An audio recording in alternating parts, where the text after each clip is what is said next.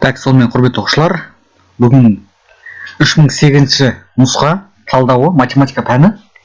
Так, енді алдыңғыдай мен 3 пәнді де бір күнде жібермеймін. Талдауын себебі ол кезде файл түрінде болған еді. Енді видео түрінде болғандықтан аптасына 3 күнге шашып беретін боламын. Бұл бір. Екіншіден, енді ендігіден бастап видеоға айнала ма деген сұраққа мен былай жауап берейін. Видеоға айналмауы мүмкін. Бір апта видеомен болса, бір апта файлмен болады, солай аралас болады. Себебі уақыт жетпеуі мүмкін. Бірақ бос болған жағдайда барлық тесттерді мен видеомен жасауға тырысамын. Және де ақпан айынан бастап, немесе ақпанның ортасынан бастап, уже бір аптада бір ғана тест емес, 2 рет тест тапсыруымыз да мүмкін. Яғни көбірек тест шеше берсек, нәтиже өте жоғары болады. Так, енді видео мен тестті талдаған кезде мынандай ерекшелік болады менде. Басқа курстарда енді 2-3 сағатқа созып талдайды. Неге? Себебі бір есепте олар 15-20 минут бойы талдайды. Яғни бір формуланы түсіндіру үшін ол екінші формулаға өтеді, ары қарай қазып кете береді. Мен олай жасамаймын. Яғни сабақта қалай өтемін? Сабақта мен тереңдетіп, ана жерден алып солай беремін. Ал тестте сол сабақтан алынған формулалар, дайын формулаларды көрсетіп қана кетемін. Яғни бұл тұрғыда мен не айтқым келеді? Егер сен есептерді түсінбей жатсаң, мысалы нұсқадан мен талдаған, мүмкін сен бұны өтпегенсің.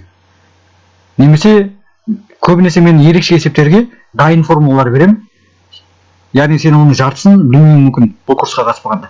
Ал қатысқандар олар үйренгендер біліп отырады.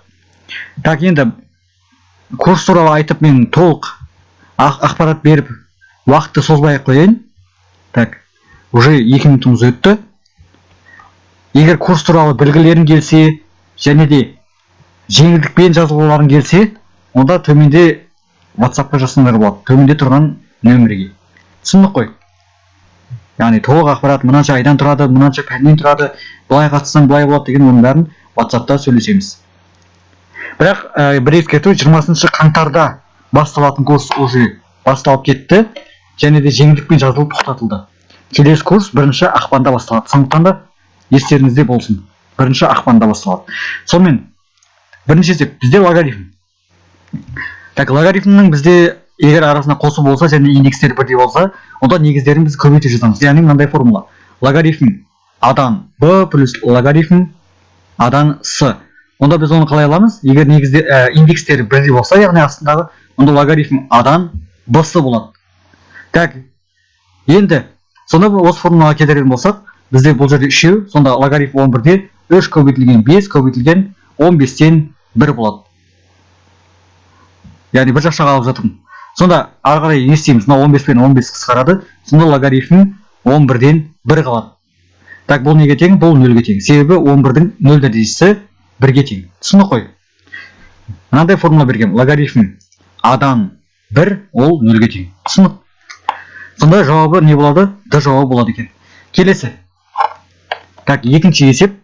Так, түбірмен берілген есеп. Енді мен кез келген теңдеуді айттым. Ең бірінші теңдеуді шешпестен бұрын бірінші анықталу облысын білуіміз керек. Анықталу облысы АО. Яғни бізде анықталу облысы не? Түбірдің астындағы нәрсе, яғни функция, өрнек, кез келген нәрсе ол түбірдің астында тұрса, онда ол 0-ден үлкен немесе тең болу керек. Яғни 5x минус 2 үлкен немесе тең 0-ден, так, 3x плюс 2 үлкен немесе тең 0-ден. Яғни екі жүйені, екі теңсіздікті жүйе ретінде шешеміз. Сонда біріншісінде бізде x үлкен немесе тең 5-тен 2 болады. Екіншісінде x үлкен немесе тең, так, минус 3-тен 2 болады. Енді осы екеуін жүйеге келтіретін болсақ, яғни сызып көрсететін болсам, мына жерде мен 5-тен 2 болады. Так, мына жерде минус 3-тен 2 болады. Екеуі де жоғары жақ. Так, сонда менде жауабы 5-тен 2-ден шексіздікке дейін деген жауап. Сонда бұл анықталу облысы нені білдіреді бізге? Яғни біз не үшін таптық деген сұраққа мен бұлай жауап берейін. Егер біз мына теңдеуді шешкен кезде бізде түбірлер шығады. Дұрыс қой. Сонда түбірлер біз әрқайсысын тексеріп шығуымыз керек. Түбірлер мына аралықта жатса, онда ол жауапқа алынады. Енді келесі біз мына теңдеуді шешуіміз керек. Теңдеуді шешу үшін мен бірнеше тәсілдер бердім. Түбірмен берілетін теңдеуде оның ең алғашқы тәсілі квадраттау. Сол квадраттауға келетін сияқты. Сонда квадраттасақ түбірмен құтыламыз. Сонда 5x минус 2 қалады. Мына жерде 3x плюс 2 қалады. Так, ары қарай 2x тең 4 x тең 2. Енді тексеріп көрейік. Бұл әлі жауап емес. Тексеріп көрейік. 2 мына аралыққа жата ма? Әрине жатады. Себебі 2 5-тен 2-ден жоғары. Жоғары жақта жатады. Сондықтан жауапқа аламыз. Сонда жауап бізде 2 деген жауап болады екен. Келесі. Так, теңдеулер жүйесін шеш. Бұны шешудің екі жолы бар. Біреуі жауабын қойып тексере салу, орнына қойып, немесе кәдімгі шешу жолы. Мен кәдімгі шешу жолымен шығарайын. Себебі олда кәдімгі шешу жолымен шығарсақ, біз көп нәрсе үйренеміз. Сонымен бізде екі нәрсе көбейтіліп тұр. 3-тің x дәрежесі және 3-тің y дәрежесі. Бізде мынандай формула бар. А-ның m дәрежесі көбейтілген А-ның n дәрежесі болса, онда дәрежелер қосылады. Осы формулаға салып, біз мына x пен y-ті қосуымыз керек. Сонда 3-тің x плюс y болады. Және 81-ді мен 3-тің 4 дәрежесі жазамын. Астындағысын мен кеспей-ақ қояйын. Себебі ол сәл қиындау. Келесі. Енді мен аларды тастап жібере саламын. Себебі мынандай формула бар бізде. А-ның fx дәрежесі тең А-ның gx дәрежесі. Яғни дәл сол санның басқа бір сын дәрежесі болса, функциялы дәреже болсын немесе сан дәрежесі болсын, біз астындағыларды тастап жіберуге болады. Яғни құқығымыз бар. Сонда тек қана дәрежелері қалады. Дәрежелері қалады. Сонда x плюс y ол не болады? 4-ке тең болып қалады екен. Осыдан бізде x тауып алсақ, 4 азайтылған y болады. Енді мен екінші теңдеуге қоюым керек. Сонда екінші теңдеуде x-тің орнына мен 4 азайту y дегенді қоямын. Сонда 4 азайтылған y плюс 3y болады. Так, тең 30.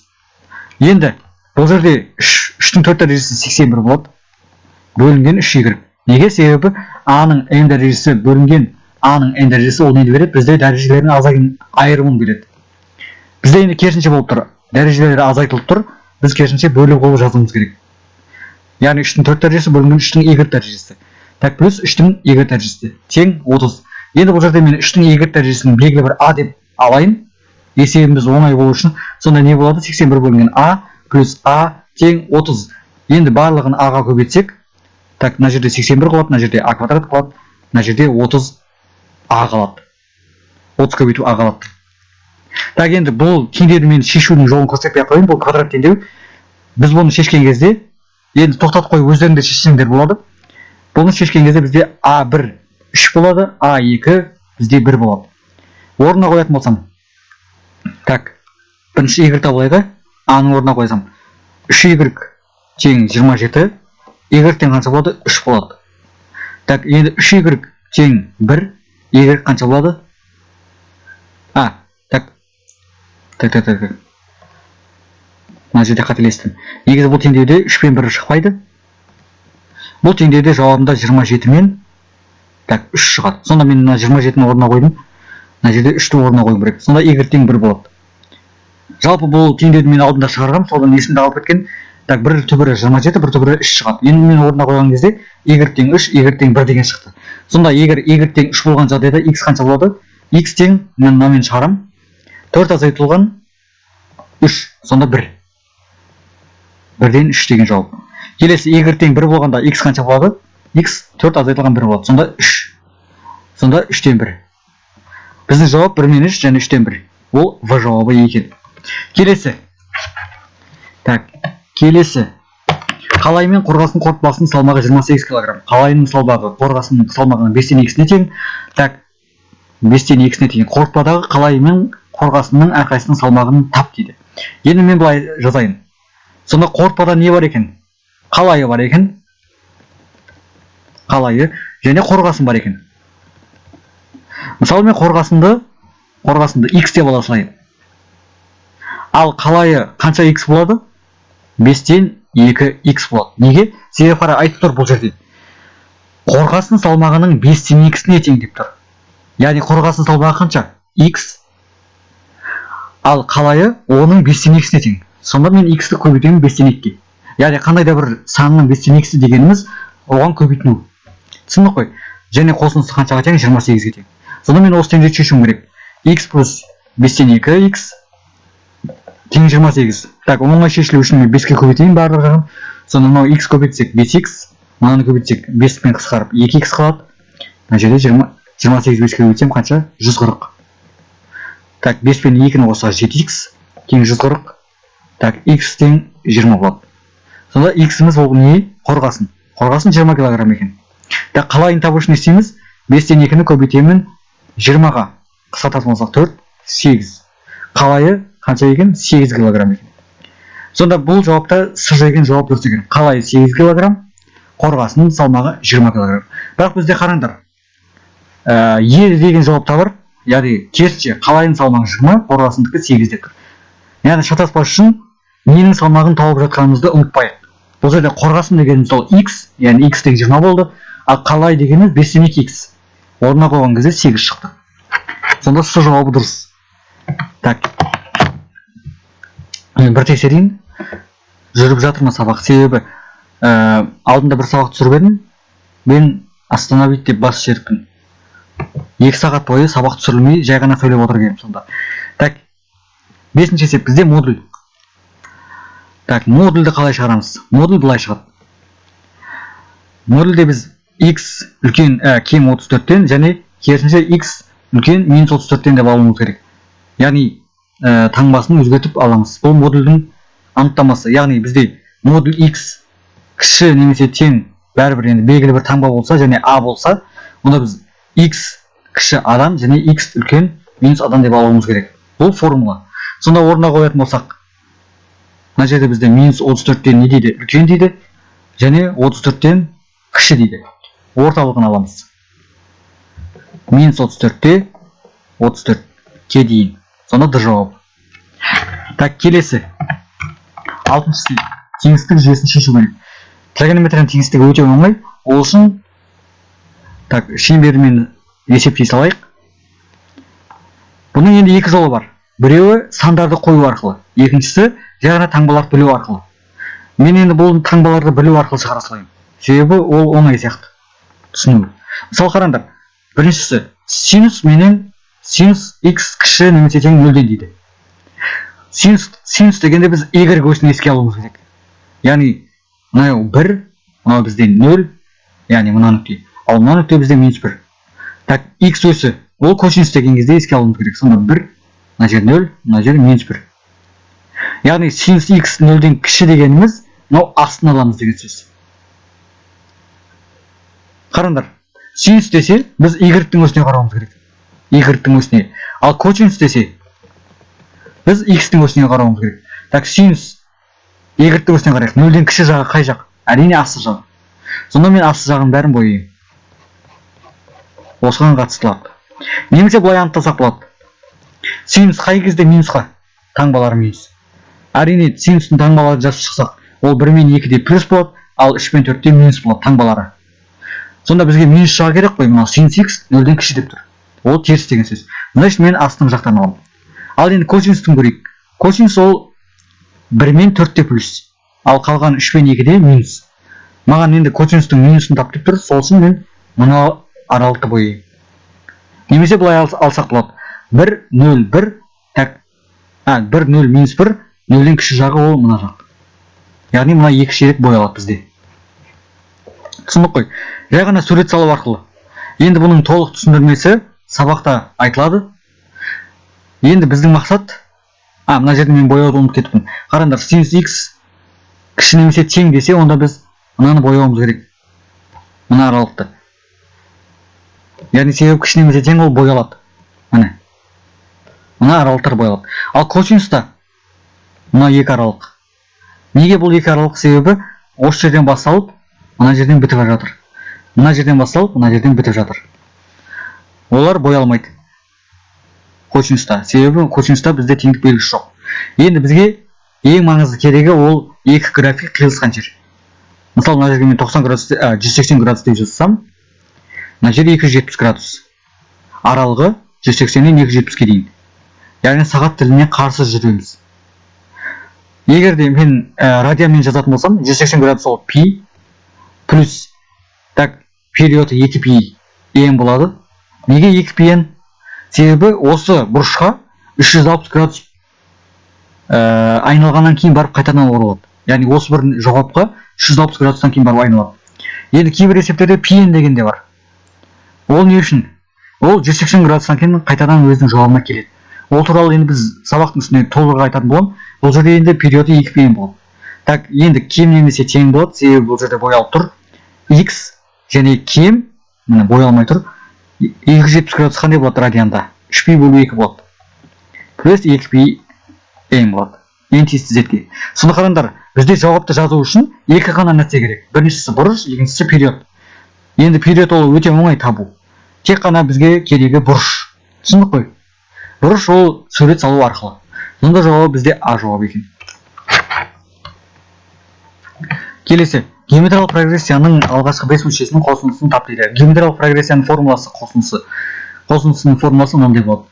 B1 көбейтілген так Q-дің n дәрежесі азайтылған 1 бөлінген Q азайтылған 1. Орнына қоятын болсам S-дің 5 дәрежесі, S5 тең V1 Q-дің 5 дәрежесі азайтылған 1 Q азайтылған 1. Орнына қоятын болсам S5 тең так 4 көбейтілген минус 4-тен 1-дің қанша дәрежесі? 5 дәрежесі азайтылған 1 бөлінген минус 4-тен 1 минус 1.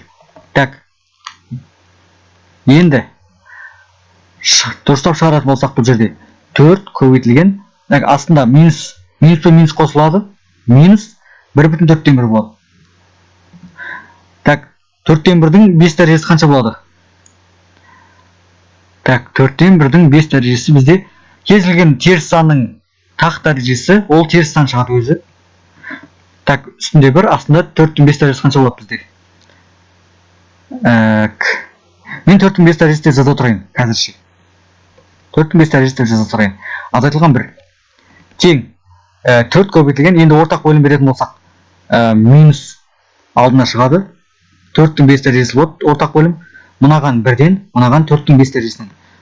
Сонда 4-тен 1 қосылған 4-тен 5 дәрежесі болады.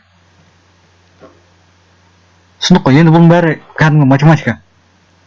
Неге мынау плюс болып кетті? Себебі үстіндегі алымының бәрі плюс болады бізде. Яғни мынау 1-дің алдыда плюс, 4-тен 5 дәрежесінің алдыда плюс, себебі алдында минус тұр. Яғни мен барлығын алдына шығарып жібердім минустың.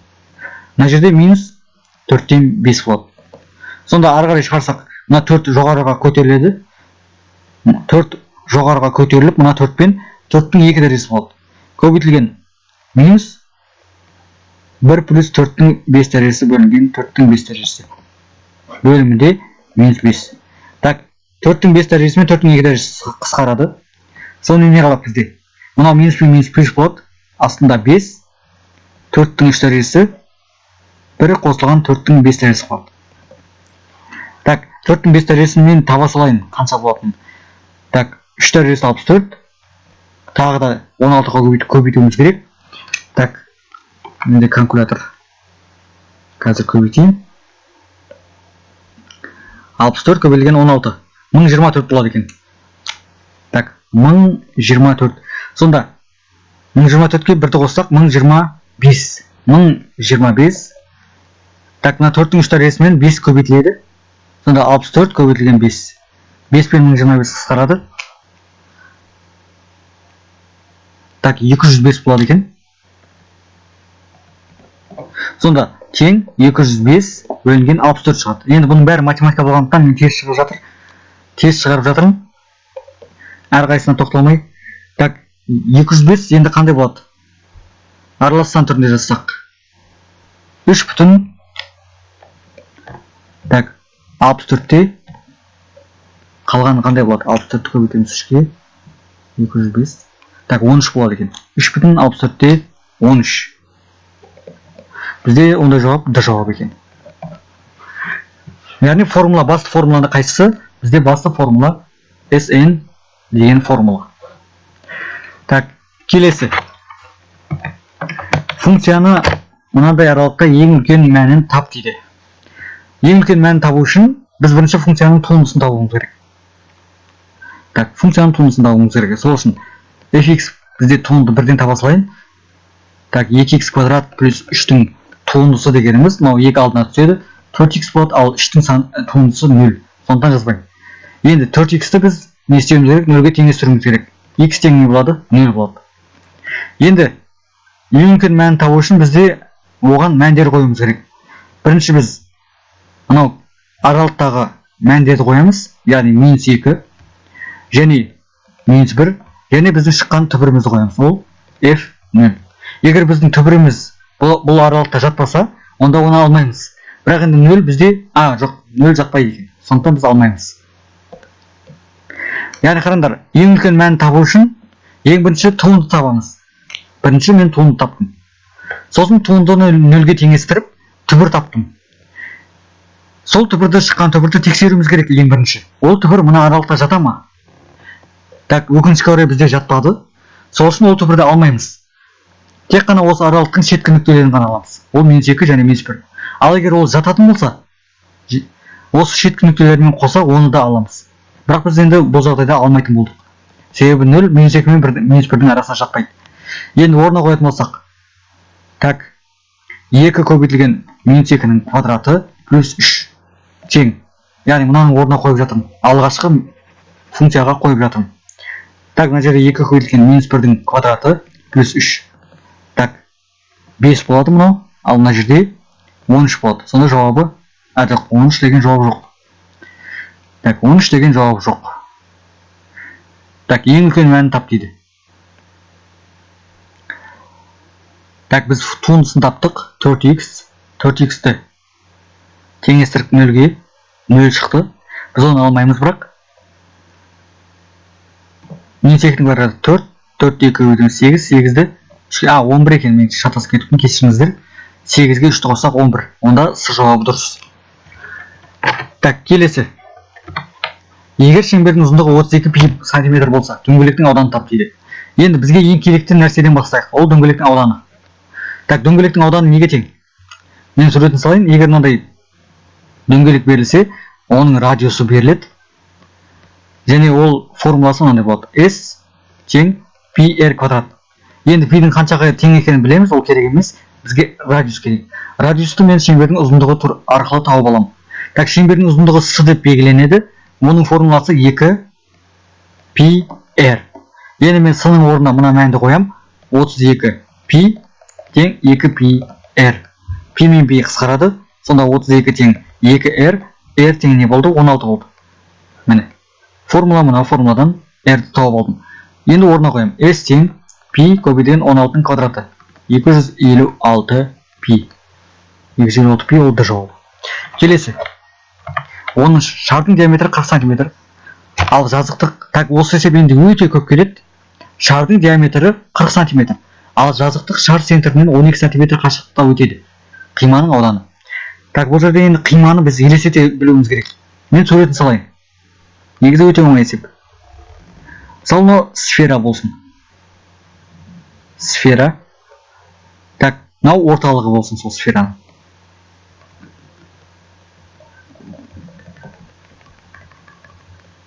Так, орталығы болсын. Былай да салайын. Сәл көрнекі болу үшін. Так, енді қараңдар. Осы шардың диаметрі 40 см дейді. Енді мен диаметрін алмай қойын, радиусын ғана алайын. Радиус қанша екен сонда? Радиусы 20 болады. 20 см. Былай да 20 болады. Астына да 20 болады, былай да 20 болады. Енді қараңдар. Ал жазықтық шар центрінен 12 см қашықтықта дейді. Сонда қараңдар. Шар центрі дегеніміз мынау. Ол О деген нүкте. Иә? Жазықтық дегеніміз мысалы белгілі бір мынандай сызық. Дұрыс па? Арасы қанша екен? 12 екен. Мына нүктемен белгілеп қояйын. Сонда қара, ол жазықтық. Мына жазықты көріп тұрмыз ба біз? Мынау, мен бояп қояйын. Бұл неге ұқсайды? Бұл да негізі жазықтық. Бірақ ол не? Мынау ортасынан бөлгендегі. Яғни белгілі бір мынандай шеңберді, дөңгелекті, сфераны ортасынан бөлсек не шығады? Дөңгелек шығады. Және мынандай бір шетінен бөлсек те сондай дөңгелек шығады. Яғни сол қиманың ауданы тап деп тұр. Қараңдар, тағы да бір салып көрейін. Мына сфера, оның центрі. Бірақ мен центрінен 12 см қашықтықта мына жерден аламын. Солай сызып көрем. Ол сызып көрген кезде де дөңгелек шығады менде. Сол дөңгелектің ауданы тап деп тұр. Енді қараңдар, ол дөңгелектің ауданы табу үшін маған не керек? Оның радиусы керек. Яғни мен кішкентай r деп алайын. Сонда осыны мен төбеден салайыншы. Яғни фотоны сәл жылжытамыз. Стрелка мына жерде, камера осы жерден қарап тұрсын. Сонда мен мынандай болады, төбесінен қарасақ. Мынандай бір үлкен шеңбер екен. Мынау шеңбердің радиусы ол 20. Так, мынандай бір жерден қима өткен екен. Так, мына центрден ара қашықтығы 12 сантиметр. Так, мынау не? Ол кішкентай r. Түсініп қой. Так, қайтадан көрсетейін. Бұл есеп өте көп келеді, сондықтан да қайталап көрсетіп жатқаным ғой. Так, төбесінен қарасақ, осындай бір үлкен сфера екен. Енді төбеден қарағанда әшейін шеңбер көп болып көрінеді. Так, мынау бізде шеңбердің радиусы. Бұл 20-ға тең. Так, енді сол центрден 12 сантиметр қашықтықта, яғни примерно осы жерде бір қима өткен екен. Қима деген ол кескен. Пышақпен кескен кездегі. Так, осы бізде радиусы міне. Осы радиус табуымыз керек, аудан табу үшін. Так, мынау арақашықтық 12-ге тең. Мен бояп қойын. Бұл 12-ге тең. Так, енді қараңдар. Бізде мынау да радиус. Дұрыс па? Ол қаншаға тең? 20-ға тең. Себебі бұл шеңбердің радиусы. Бізде Пифагор теоремасымен шықты. Сонда кішкентай r-ді табу үшін 20-ның квадратынан азайтамын 12-ның квадратын. Сонда не болады? 400 азайтылған 144, 256, 256-тан 16 шығады. Сонда мына бір қиманың, осы қимадағы пайда болған нәрсенің радиусы қанша екен? 16 екен.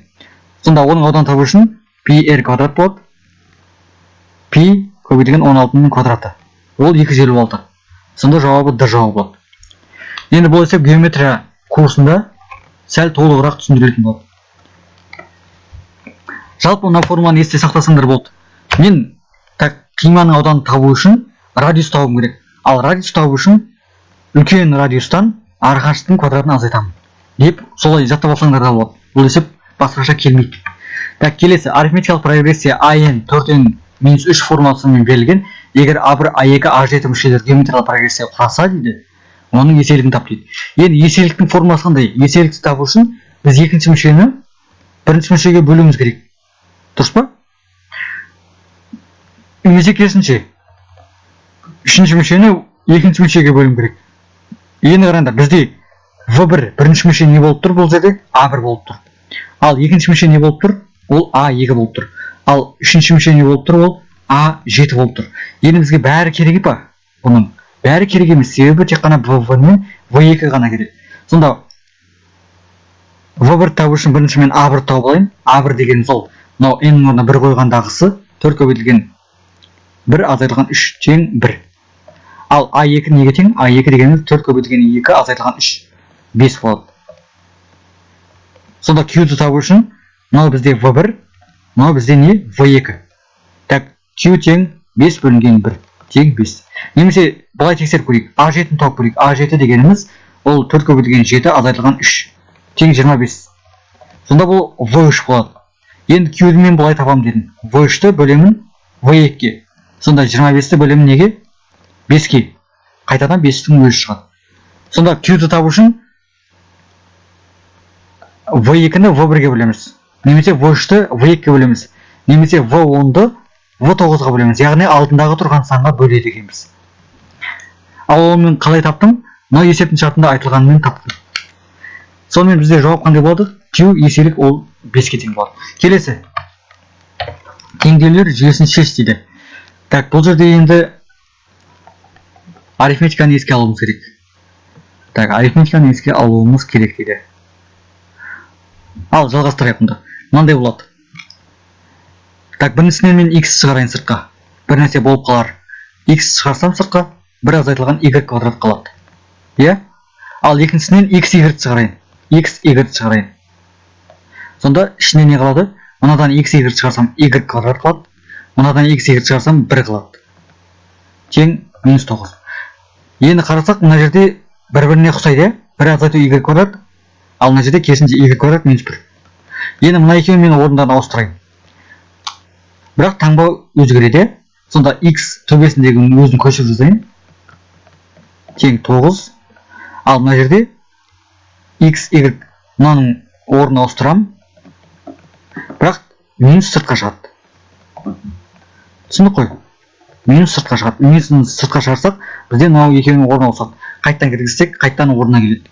Так, енді сырттағы екі минус бір-бірінен қысқарып кетеді. Сонда мынандай қалады бізде x бір азайтылған y квадрат тең 9, ал мына жерде x y 1 минус y квадрат тең 9. Енді екі теңдерді десең бір-біріне бөлеп. Сонда не болады? X бір азайтылған y квадрат бөлшек x y бір азайтылған y квадрат тең 9 бөлінген 9. Қысқартамын тең 1-ге. Мына жерде x пен x қысқарады, бір азайтылған y квадрат пен бір азайтылған y квадрат қалады, қысқарады. Яғни бәрі қысқарып кетеді. Сонда бізден мынандай нәрсе қалады екен. 1 бөлінген y тең 1-ге. Сонда бұл жерде y қаншаға тең болады? 1-ге тең болады. Міне y тауып алдым. Енді x табу үшін не істеймін? Орнына қоя саламын тек қана. Яғни x мысалы 1 минус y квадрат тең 9 дегендегі мен x y-тің орнына 1 қоямын. Сонда x 1 азайтылған 1-дің квадраты тең 9. 1-ден 1-ді алсақ 0. Сонда так, x тең қанша болады?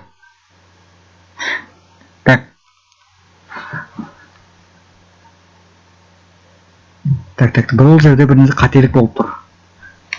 Қайтадан көрейік. Так, былай.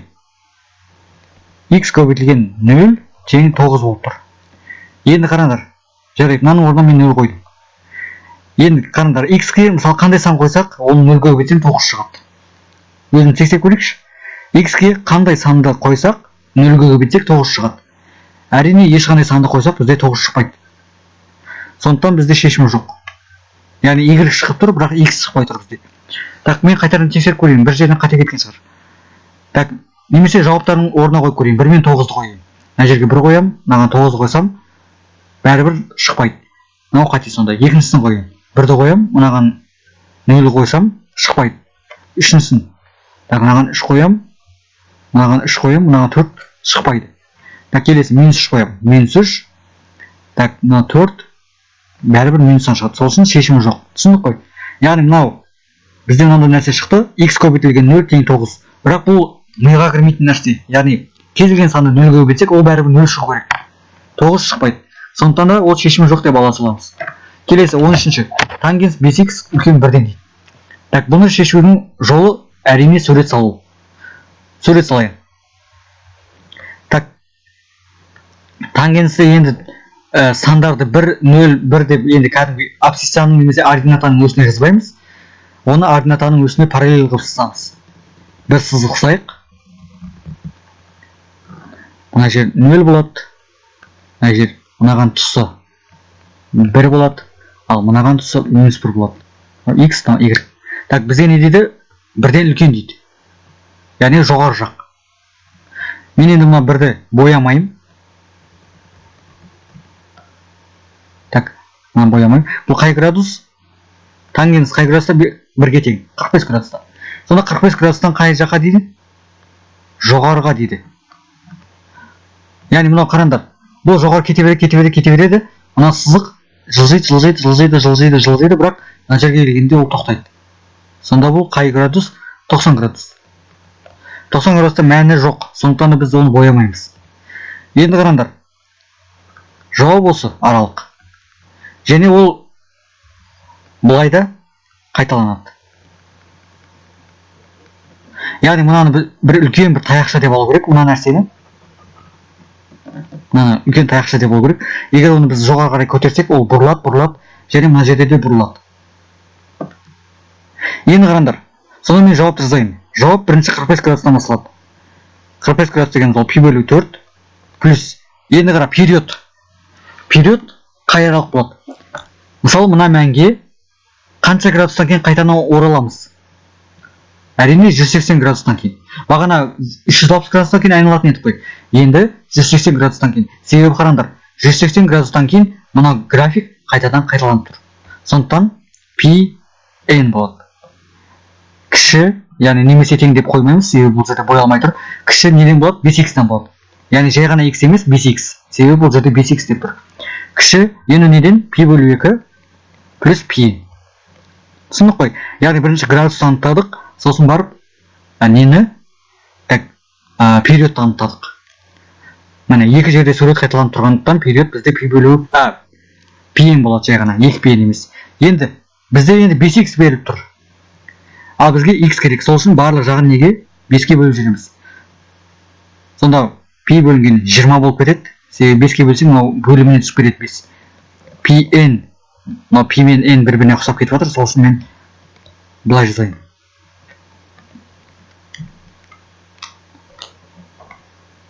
Жалпы тригонометрия ол оңай нәрсе. Просто сәл көп есеп шығару керек. Так, 5 кіші, енді мынау x қалады. Мына жерде пи бөлінген 10 болады. Мына жерде pn бөлінген 5 қалады. Сонда бұндай жауап бізде жақшамен берікті. Жақша деген енді мына жерде екеуі де теңдік белгісі жоқ. Сондықтан да пи бөлінген 20 плюс pn 5 және пи бөлінген 10 плюс pn бөлінген 5. n тесті зет сыртына. Так, сонымен пи бөліп 20, мына жер жауап бізге ұқсамайды, мына жауап ұқсамайды. Так, мына жауап ұқсайды. В жауабы дұрыс екен сонда. Келесі. Так, функцияның туындысын тапты. Так, түбір астында болса функция қандай болатын еді? Так, егер де түбір асты x-тің функциясын табатын болсақ, онда ол 1 бөлінген 2 түбір асты x болады. Сол формуланы қолданамыз. Сонда fx, мына формула бізде. Так, туындысын тапқан кезде мен қайтадан көшіріп жазайын бір рет. Осының туындысын тапсақ, біз формулаға орай 1 бөлінген 2 9x квадрат минус 4 деп өзін жазамыз. И көбейту ішіндегісін жазамыз. 9x квадрат минус 4-тің несі туындысы деп. Неге? Себебі бұл күрделі функция болып тұр. Себебі мына түбір деген бір функция және оның ішінде тағы бір функция болып тұр. Түсініп қой. Яғни, мысалы fx және оның ішінде gx деген туынды болса, онда бірінші f-тің туындысын тауып аламыз. Сосын бар көбейтеміз gx-тің туындысын. Түсініп қой. Бұл туралы да туынды деген тақырыпта өтеміз көбірек. Сонда орнына қоятын болсақ, 1 бөлінген 2 түбір астына 9x квадрат минус 4. Так, енді ішіндегісін тапсақ, мына 4-тің туындысы жоқ, ал 2 алдына түссе 18x болады. Сонда 18 бен 2 қысқарады. 9x бөлінген түбір астына 9x квадрат минус 4. Так, бұл енді қандай жауап? Бізде с жауабы екен. Так, келесі 15-ші есеп. Скаляр көбейтіндер. Енді осы есепті көбісі шығара алмауы мүмкін, бірақ мен оңай жолын көрсетейін. Бұл жерде ең бірінші нүктелердің координатасын табу керек. А, ол қандай? Мына жерде x-ті 3-ке тең, y-ге де 3-ке тең, 3-те 3. В бізде, так, минус 2-де 1, минус 2-де 1, минус 1. С, так, С бізде 2-де минус 1. Д минус 2-де 2. Енді бірінші АВ және С-ді векторларын табу керек. АВ векторы дегеніміз x2 азайтылған x1 және y2 азайтылған y1 болады. Түсінік, формула осындай. АВ векторын табу үшін екінші координатадан бірінші координатадан азайтамыз. Яғни сәйкес абсциссалар мен ординаталардың нүктелерін азайтамыз. Сондықтан бұл жерде енді қараңдар АВ деп тұр. Яғни В дегеннің нүктелері ол x2 болады, y2, ал А нүктенікі y1, x1 болады. Түсіндік қой? Бірінші тұрғаны ол x1, y2. Так, былай жазайыншы. Нақты формула мынау. Яғни x2, y2 дегеніміз ол В точканыкі. Себебі ол екінші тұр. Ал x1, y1 дегеніміз ол А точканыкі. А нүктесінікі. x1, y1. Сонда орнына қоятын болсақ, АВ бізде не болады? Так, В-дан В-ның координатасынан А-ның координатасын азайту керек. Сонда минус 2-ден азайтсақ минус 3-те бізде минус 5 болады. Минус 1-ден минус 3, ол минус 4 болады. Келесі. Енді СД. Сонда Д-ның координатасынан С-нікін азайту керек. Минус 2-ден минус 2-ні алсақ. Минус 2, минус 2, яғни минус 4 болады. Так, мынау минус ол формуладағы. Так, 2-ден минус 1 алсақ, плюсқа айналып 3 болады. Сонда сіздіңкі қандай екен? Минус 4-те 3 екен. Енді АВ мен сіздіңкін таптым бір-біріне. Енді скаляр көбейтінді дегеніміз ол сәйкес x1 мен x2-нің және y1 мен y2-нің көбінісін табу. Скаляр көбейтінді деген осы. АВ көбейтілген сд. Яғни арасында косинус біз білмейміз ғой альфа деген. Негізі косинусты бар формулада бар. Ал косинус жоқ болса, онда бұрыш жоқ болса, онда осы формуланы қолданамыз. Яғни бұл жерде АВ-ның координаталары ол x1, y1 болады, керісінше, ал мына жерде x2, y2 болады. Яғни сәйкес координаталарын көбейтіп қосамыз. Сонда АВ вектор көбейтілген сд векторы. Енді векторлар сәл қиындау тақырып, сондықтан бұны толық көрсетіп жатырмын. Так, минус 5 пен минус 4 көбейтеміз, яғни сәйкес абсциссаларды көбейтеміз. Плюс енді минус 4 пен 3-ті көбейтеміз. Сонда 20 азайтылған 12 болады. Тең 8. Яғни бірінші не істедік? Бірінші координаталарды тауып алдық. Екінші сол координаталар бойынша АВ мен сд векторларын тауып алдық. Яғни мына формула арқылы. Егер В десе ол x2, y2. А десе x1, y1. Яғни осылардың векторларын табу үшін x2-ден x1-ді азайтамыз. Сонда екінші тұрған әріптің координаталарынан бірінші тұрған әріптің координаталарын азайтамыз. Сол кезде АВ деген үлкен вектор шығады. Сосын тауып алғаннан кейін екеуін көбейту үшін сәйкес координаталарын көбейтіп қостым. Келесі 16-шы. Так, 16-шы. Так, дауыс шығып жатыр ма дұрыс? Так, шығып жатыр екен. Так, 16-шы. Есептеңіз дейді. 125 n-1 көбейтілген 5-тің n плюс 4 дәрежесі және 25-тің 2n дәрежесі. Енді тең. Бұл жерде енді былай жазамыз. 125 n дәреже бөлінген 125-тің 1 дәрежесі болады. Себебі мынау азайту болып тұр. Көбейтілген 5-тің n дәрежесі көбейтілген 5-тің 4 дәрежесі болады. Себебі плюс болып тұр, мен көбейту болып жібердім. Бөлінген 25-тің қанша дәрежесі? 2n дәрежесі. Тең. Мынау енді 25 дегеніміз 5-тің 3 дәрежесі. Мынау да 5-тің 3 дәрежесі. Сондықтан мен былай жазам. 5-тің 3 дәрежесі сыртында n. Мынау 5-тің 3 дәрежесі қалады. Көбейтілген 5-тің n дәрежесі, көбейтілген 5-тің 4 дәрежесі. Бөлімде мынау 25 дегеніміз 5-тің 2 дәрежесі. Сыртында 2n дәреже. Тең. Енді 5-тің 3 дәрежесі мен 5-тің 4 дәрежесі қысқарады. Мына жақта 5 қалады сонда. Яғни 1 дәрежесі ғана қалады. Так, мына жерде 5-тің 3n дәрежесі көбейтілген 5-тің n дәрежесі көбейтілген 5 бөлінген 5-тің 4n дәрежесі. Так, мына жерде дәрежелер қосылады. Сонда 5-тің 4n дәрежесі көбейтілген 5 бөлінген 5-тің 4n дәрежесі. Қысқарса 5-тің өзі қалады. Келесі 20-шы есеп. Так, логарифмнің бұл анықтамасын біз өткенбіз. Так, бізде мынандай нәрсе бар. Егер логарифмді бірнеше логарифм А-дан Б көбейтілген логарифм Б-дан С логарифм С-дан Д болса, онда В мен В, С мен С қысқарады, не қалады? Логарифм А-дан Д қыл. Яғни үстінде тұрғанымен келесі логарифмдегі астында тұрғаны бірдей болса, онда қысқарып кетеді. Енді бұл жерде бірдейлерді көріп тұрған жоқпыз біз, бірақ бірдей қылуға болады. Ол қалай? Мынау логарифм 3-тен 5 көбейтілген мынаны логарифм 4-тен 9 көбейтілген логарифм 5-тен 2 болсын. Енді мына жерде так, бірінші мына екеуін көбейтейік. Мына мен мынаны. Сонда логарифм 3-те 5 көбейтілген логарифм 5-те 2 дегеніміз ол қандай болады? Мына 5 пен 5 қысқарады да, логарифм 3-тен 2 қалады. Сонда логарифм 4-те 9 көбейтілген мына екеуінен шыққан нәрсе логарифм 3-тен 2 болады. Енді так, мынаны мен қоршап қояйын былай. Тең ары қарай жалғастыратын болсақ, 4 дегенде біз былай жазамыз. Логарифм 2-нің 2 дәрежесі. Ал 9 дегенде 3-тің 2 дәрежесі жазамын. Көбейтілген логарифм 3-тен 2. Енді мынау дәрежелердің алдына жіберетін болсам, біреуі 2-ден 1 болып барады, ал біреуі 2 болып барады. Соны не қалды? Логарифм 2-ден 3 қалды. Мына жерде логарифм 3-тен 2 қалды. Так, 2 мен 2 қысқарады. Мына жерде 2 мен 2 қысқарады, мына мен 3 мен 3 қысқарады. Сонда бәрі 1 болады. Так, келесі. бірінші және екінші жұмысшы жұмыста 6 күнде, екінші және үшінші жұмысшы 8 күнде, ал бірінші және үшінші жұмысшы 12 күнде орындайды.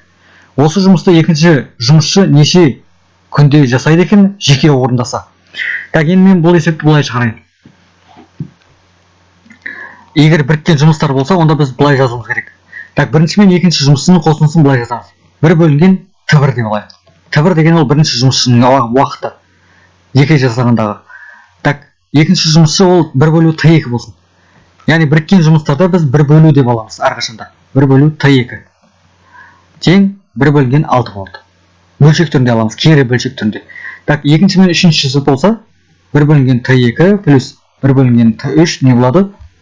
1 бөлінген 8 болады. Так, келесі 1 бөлінген Т1 плюс 1 бөлінген Т3, ол 1 бөлінген 12 болады.